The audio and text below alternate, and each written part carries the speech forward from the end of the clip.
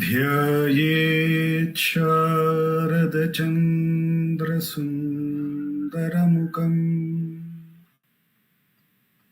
ताम्रारविन्देक्षणम् भक्ताभीष्टवराभयप्रदकरम् कौपीनमात्रोज्ज्वलम् स्वात्मानन्दरसानुभूतिविवशम् सर्वानवद्याङ्गकम् श्रीमन्तं श्रीरमणीश्वरं गुरुवरम् योगासनाध्यासितम्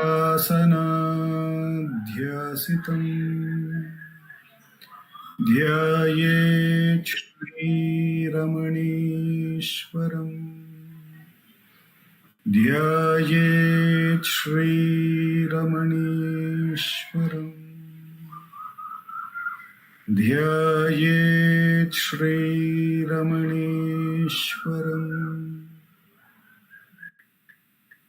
हृदयकुहरमध्ये केवलं ब्रह्ममात्रम् यहमहमिति साक्षातात्मरूपेण भाति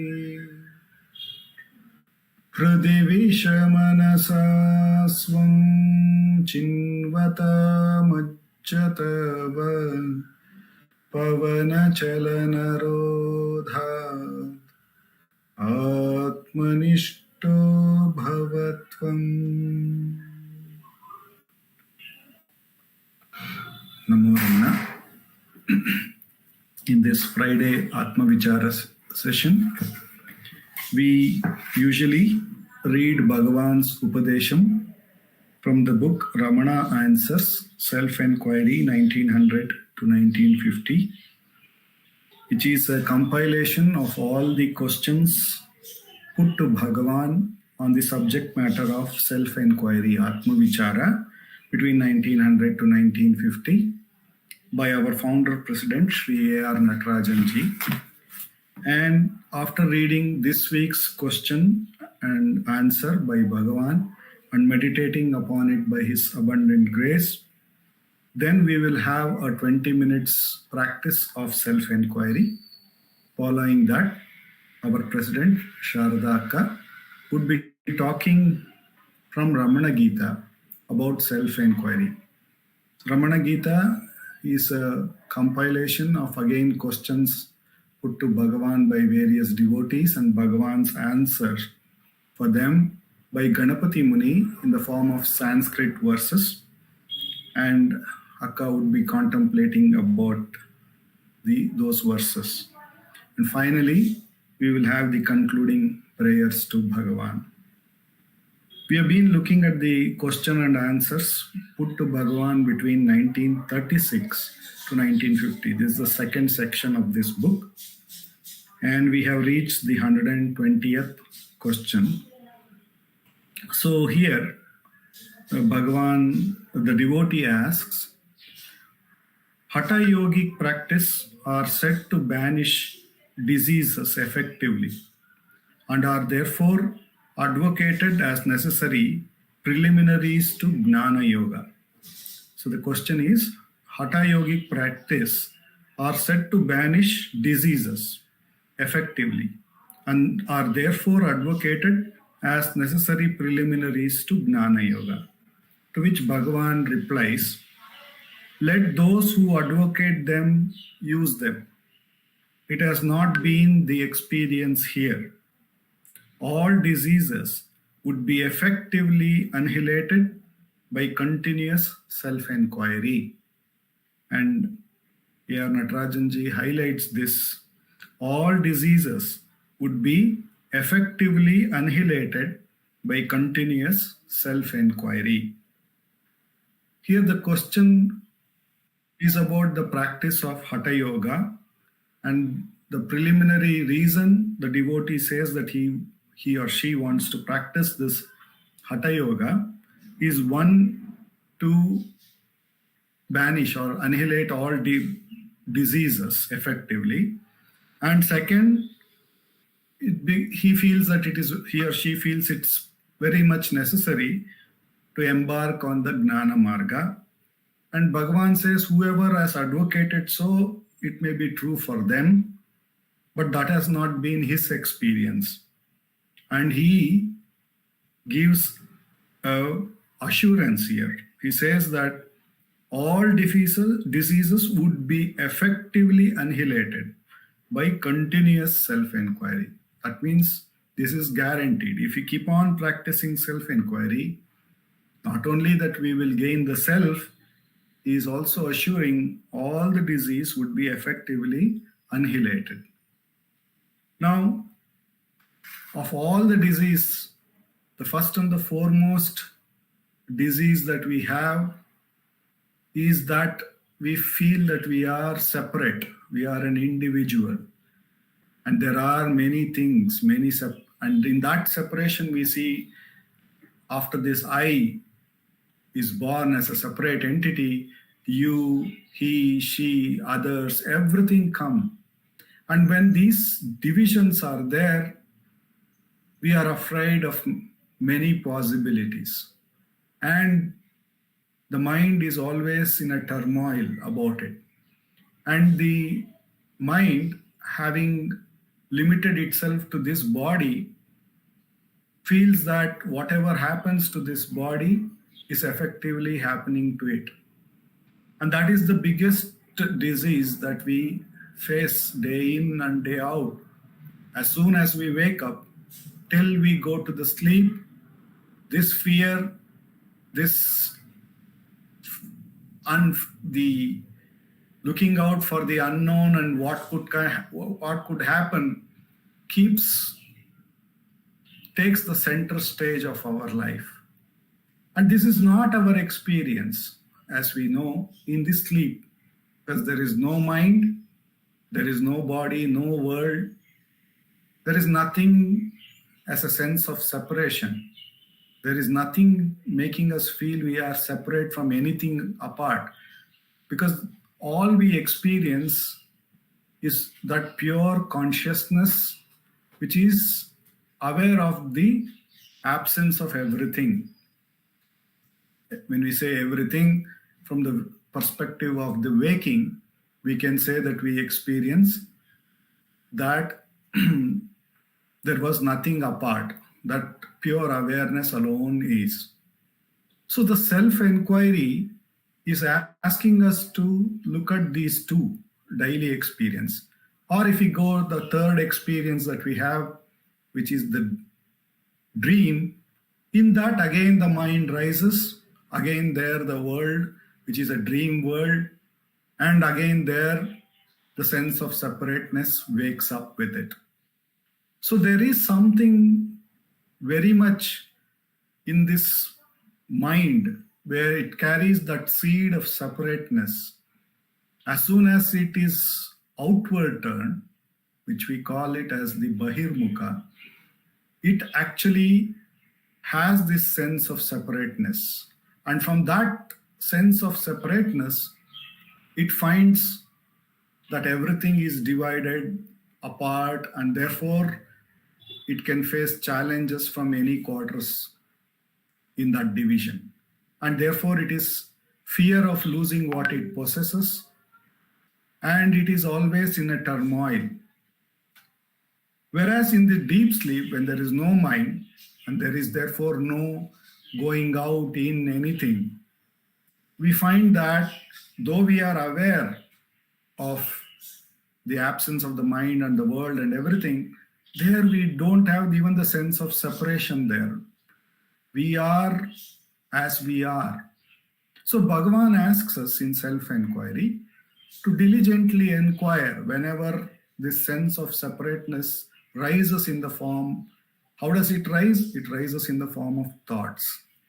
Every thought, if we inquire to whom is this, obviously the answer will be, it is for me. Therefore, I as a limited entity or a sense of separateness from everything has already arisen. And from there, this thought is rising for me. Therefore, Bhagavan asks us to diligently inquire, who am I? And when we ask this question, who am I? Bhagavan very beautifully says that the I, what we are experiencing, not the I thought, the feeling of I is only that pure consciousness, because that is the one which was there in the waking, which is there in the dream, which is the one which is in the deep sleep. Though it is always there, and everything, the waking, the dream, and the sleep keeps on coming and going, but for some reason, by holding on to this separateness, this ignorant idea, we feel that all the trouble, when the mind wakes up, all the trouble comes together. But if you hold on to the I, and if you start looking at its innate qualities, how do we experience that consciousness as? What do we feel? If we look at the nature of that consciousness or that pure consciousness, Bhagavan says it will be found to be of the nature of Sat Chit Ananda. That means we feel that it exists and it knows its own existence, therefore it is conscious or aware. And further, it also finds itself to be peaceful, Ananda, because there is no sense of division in it, in its innate nature, in its natural state. Since it doesn't have the division at all, there is nothing to fear for, or no sense of duality which it has to deal with. So it will be at peace. So Bhagavan here asks us, when we ask the question, who am I? First to investigate what do we refer to as I. And if we take the waking, dream, and the sleep, we can very easily relate that I that I keep saying is that pure consciousness, because it is, how can I say it is pure? Because if it was an affected consciousness from whatever happened in the waking, if it was an affected consciousness which was disturbed by whatever happened in the dream, it should have been contemplating on it. Rather, we find that pure consciousness like the sun, in whose light the whole activities of the world happen, and the sun is not affected by it. We find our consciousness to be the same way. It is continuously glowing, and it is the one which is aware at all times. And in everything is happening. The body moves, the air, the breath happens, the heart beats, many thoughts rise. We get to the waking state, we get the dream, we get the sleep. Everything happens in it, and yet it is undisturbed, untouched by it. So when we look at this, who am I? Then we can see that this I, this consciousness, which is there in the waking, which is there in the dream, which is there in the sleep. Therefore, I can relate all this experience because it is happening to me, or I was there to see all of this come and go. And I can also hear and now see that in my reality, I was untouched by whatever happened in the waking, dream, and sleep. Now, when we know that, then when we further contemplate, as we have been contemplating, as to what is the nature of that consciousness, we see that it is pure existence. The consciousness has to be to say that consciousness exists. So it has the nature of the existence. It is the light, it is the awareness of everything. And since in it there is no division, and it is all that is Therefore, it is always peaceful, undisturbed by whatever is the things that may have happened in the other three states. So when we inquire the nature of that pure I, that consciousness, as Bhagavan says, we find ourself, our real nature, natural nature is that of Sat Chit Ananda. And then Bhagavan says, in there, do we have a body? Do we have to be worried about, having a disease?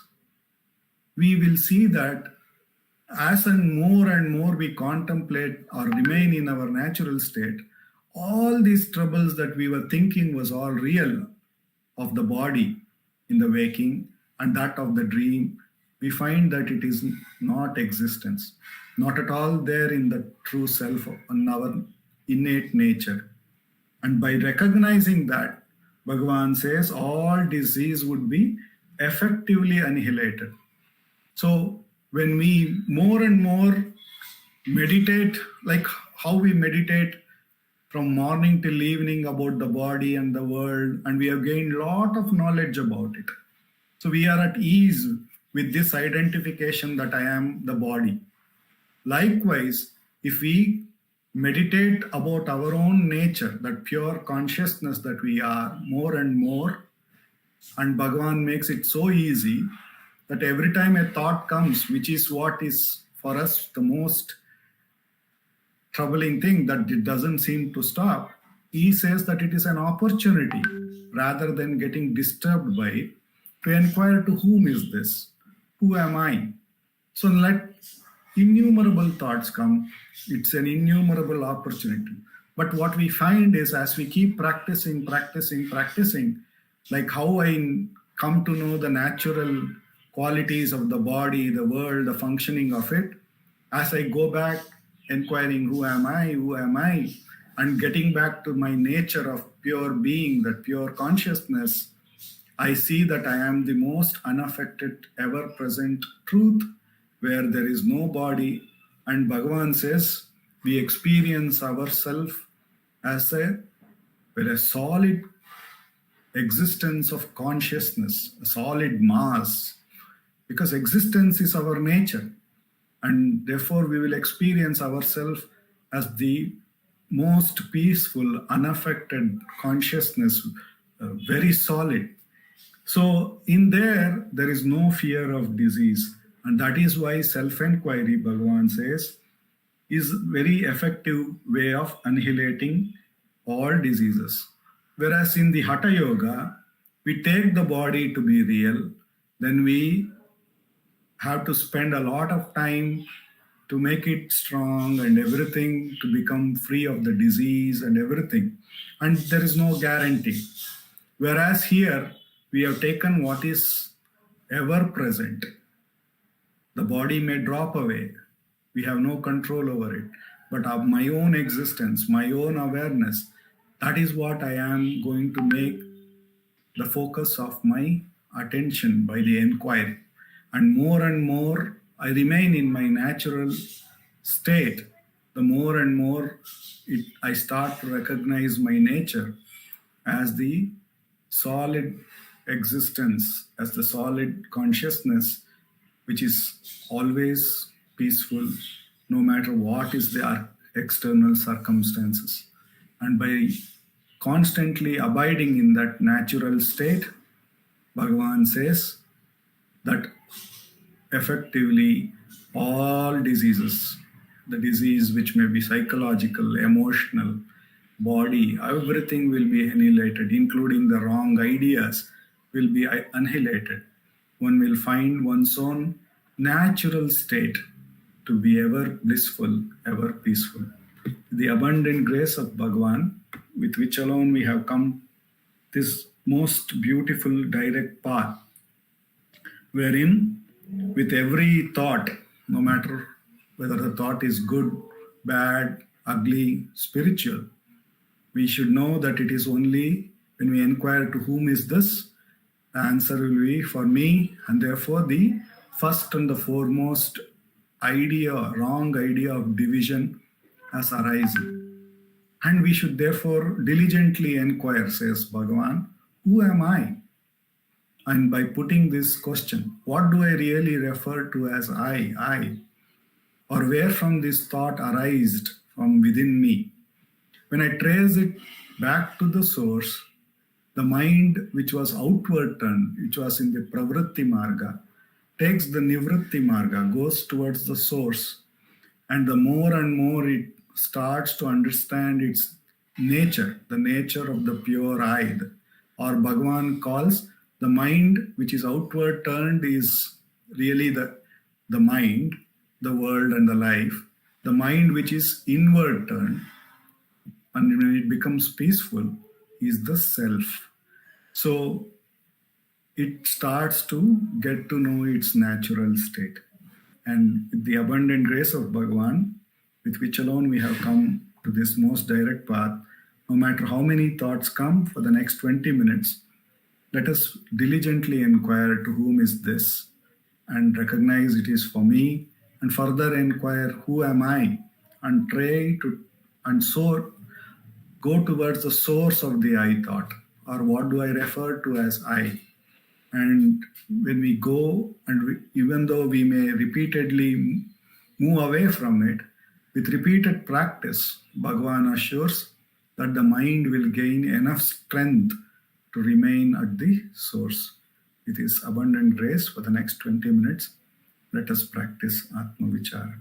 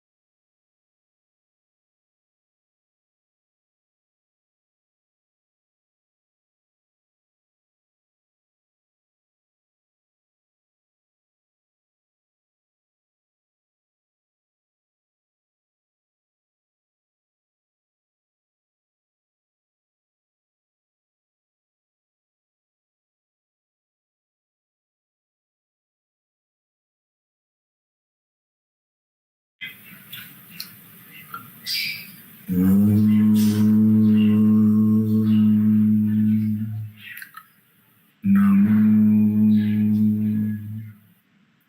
Bhagavate Shri Ramanaya. Namo Ramana. Over to Sarada Akka. Namo Ramana Akka.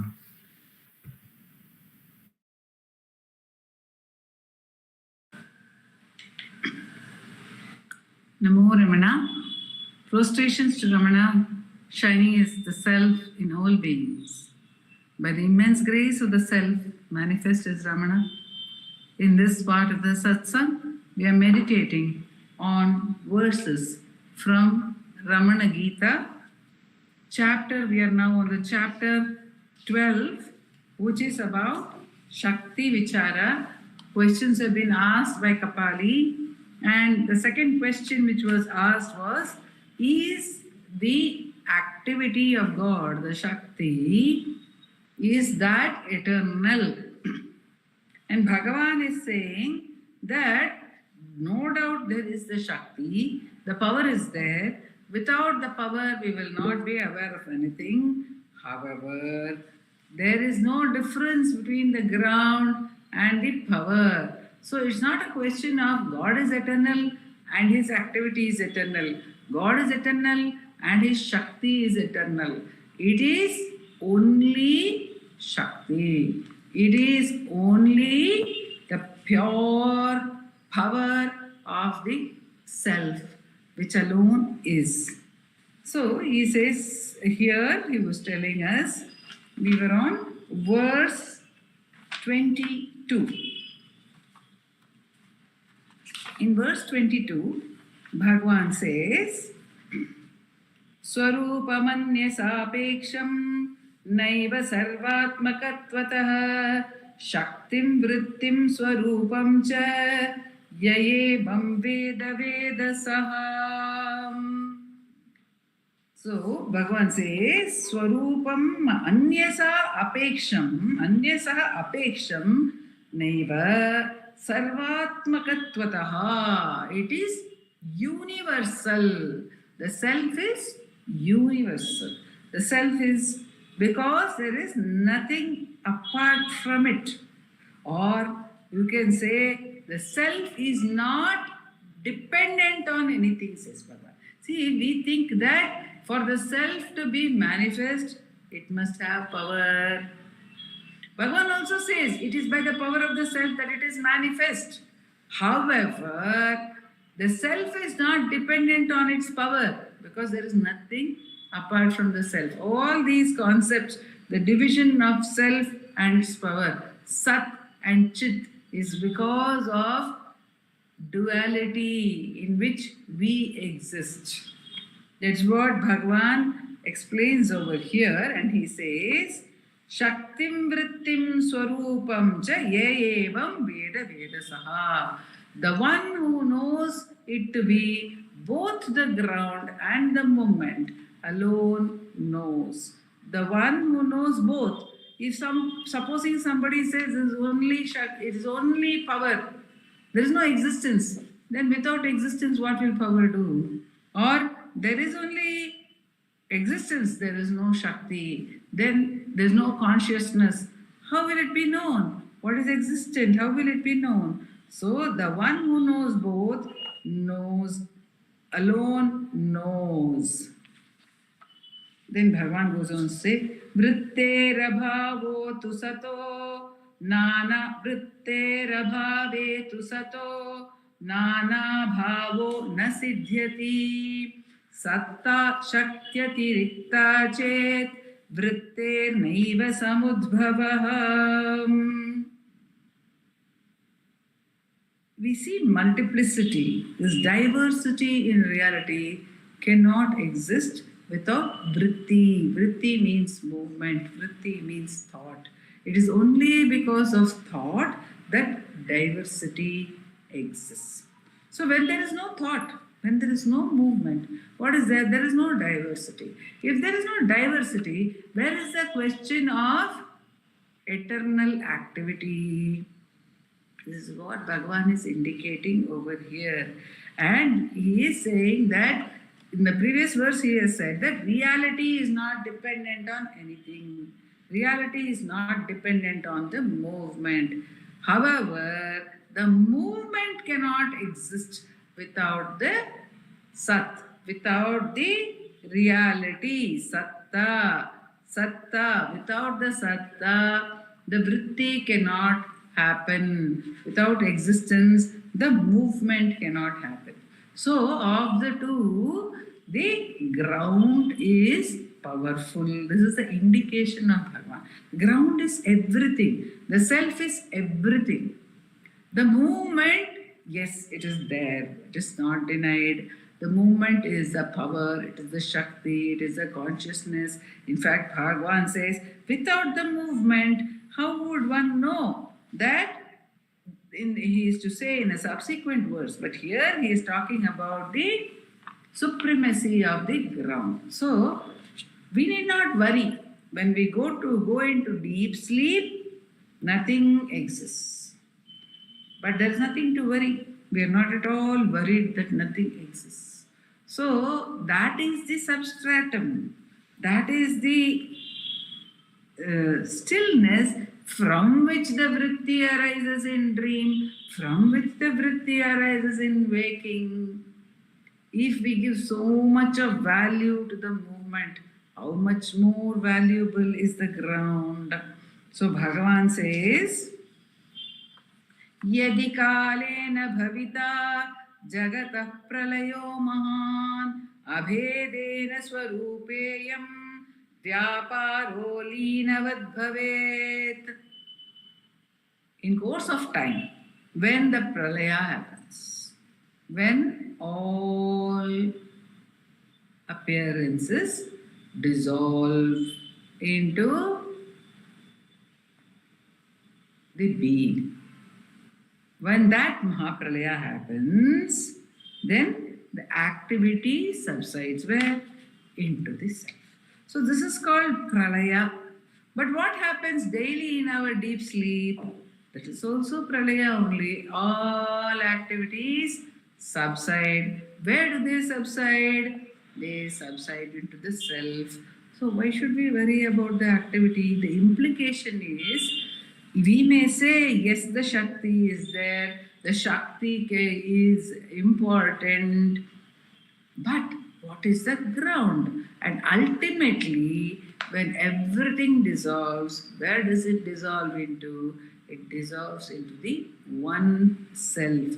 So, what is most important is that one self. We can wait for the ultimate dissolution. In deep sleep it dissolves, but we are not conscious of the dissolution of thoughts. So, if we want to understand what is our true nature, Bhagavan says we must inquire while we are conscious. While we are awake, we should go to the source of the thoughts. We should see wherein these thoughts arise and where they dissolve. In that pralaya, in that actually every moment a thought rises, that thought subsides and another thought arises. So when the thought subsides, there is a minuscule experience of that silence. But we are not aware of it because it is so minuscule. So what happens when we practice self-enquiry is that awareness of that silence becomes more tangible. So that is the ground, says Bhagavan. But don't worry, the power is anyhow there. Why should we worry? Sarvopi vyavaharoyam na bhavet shaktimantara na shrishtirnapi vijnanam yadetat triputimayam.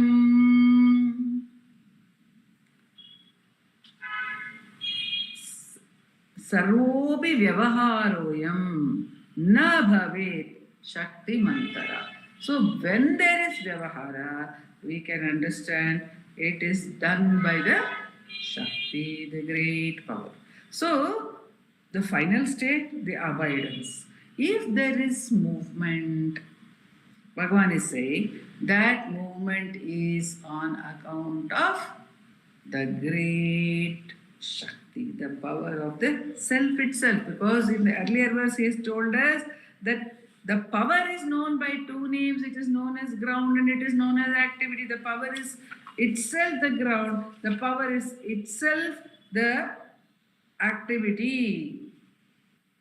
And later verse also he will tell us the same truth. He will tell in a later verse also. So one thing we can, if we are not able to connect with the self, we can understand that everything is happening because of one great power. Kaschit apara shakti.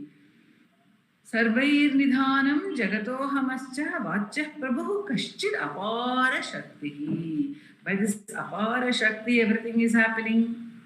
So when one realizes that, then why should one worry about what is happening? Now that apara shakti is the movement. Then what does it matter to us whether it's eternal, whether it is not eternal, whether it's happening, whether it's subsiding, whether it's rising, whether whatever it is doing, how does it matter? Because that encompasses everything. That Shakti itself is a self, says Bhagavan. When that encompasses everything and it is in charge of the entire movement, it is in charge of the entire appearance of triad. What is the triad? The seer, seeing and seen, the knower, knowledge, and the known. Everything, this division is also happening because of that power. The ground itself is the power, and the division is also happening because of the power. Then what is the role which I have to play? Where do I come into all this? Actually, I don't come in at all. We don't have a locus standi. That power is doing everything. It is doing everything. It is taking care of everything. It is creating. It is sustaining. It is dissolving. It is appearing as three. It is appearing as two, and it is dissolving back into the self and remaining as one.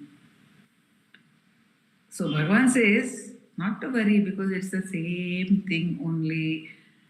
The same transcendent power is known as both, says Bhagavan. So he says over here, Swarupam ashrayatvena vyapara sarga karmana namabhyam uchyate dvabhyam namabhyam uchyate dvabhyam shakti reka paratpara. They had two names, one power, single power. Swarupam ashrayatvena vyapara. The ground, the ashraya, the swarupa, one's own true nature, or the vyapara. Vyapara is the movement, the coming and going, the transactions which are happening in the universe. So Bhagavan says all this namabhyam uchyate dvabhyam. They are known by two names, Shakti Reka. There is only one power, Paratpara. It is the transcendent power. Paratpara, apara, para, apara. It is the transcendent power, Paratpara Shakti. And it is only one. You can call it Shakti, you can call it Shanti. And Sadhu Om Swami says, Atralin Chinnam Peramaidi. The actual symbol of great power is supreme peace. Per Amaidi in Chinnam Per Atral. That what is the power of, what is the epitome or the symbol of great peace? It is great power. So, Ganapati Muni says, Shaktimantam api Shanti Samyutam. In Ramana Gita chapter 18, he will say. And also he says in Chatvarimsat, Shantir Nitantamadhika Paramasya Shakti. So then there is a great power. And that power power is all enveloping. See, when we have small power, which is the power of thought, it seeks to assert itself. It says, oh, I can achieve something. It moves. It promises. It says, oh, through the thought I will get happiness. So much of show. It creates such a big show, this movement, with little power. And there is a self, because it is all pervading. It has nothing to show to anyone.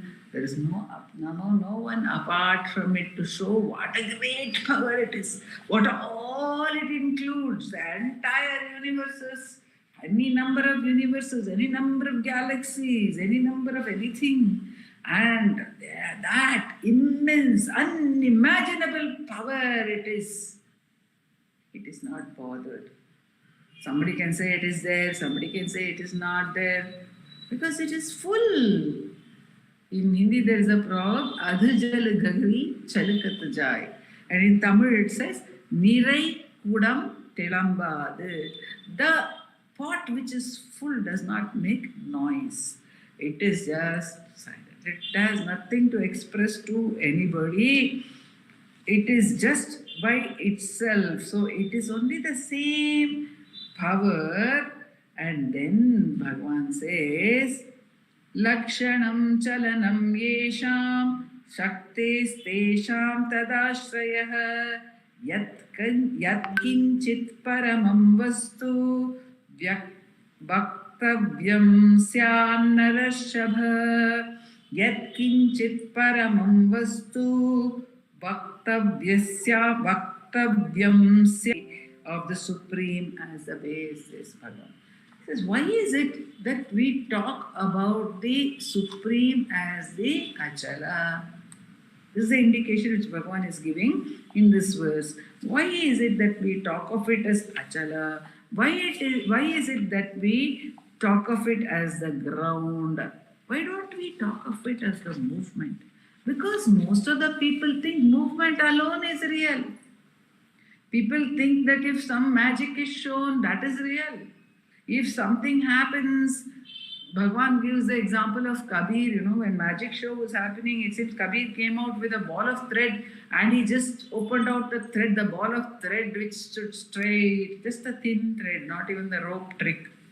So, this actually, it just envelops our mind, the thought, the importance of movement, the importance of achievement. And on top of that, we think that construction is good, destruction is bad, A is good, B is bad. All these demarcations we do, and we say our likes and dislikes, and we keep so much of importance to our mind and its movement. Therefore, Bhagavan says, what a puny thing is this movement. What a vast and immense thing is the self. So if we keep on saying that movement is important, since we keep on saying movement is important, it is pointed out to us that the reality is the substratum. In essence, it is both. It's both. But our attention is dividing it. It is dividing it into Shanti and Shakti, into peace and power, into movement and stillness. Our mind is dividing into the self and its power, God and His power. We are dividing it in this way. Because we are dividing it in this way, the great ones, and Bhagavan says the great ones point out the reality, the supremacy of the reality of the substratum. And in our own experience in self-enquiry, because we are so carried away by the power of thought, Bhagavan asks us to take the thought back to the source, to still the thoughts of the question, for whom are these thoughts? They are only my thoughts, but who am I? When one asks oneself this, the importance which one is giving unnecessarily to the thoughts drops away, and the ground, the self, gradually reveals itself by His grace. Om Namo Bhagavate Sri Ramanaya.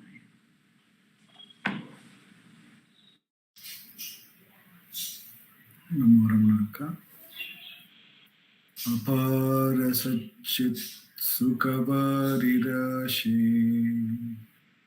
यस्योर्मिमात्रं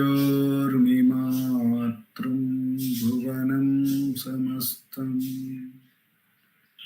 गुहाहितं तं रमणं गभीरं चिन्ताविहीनं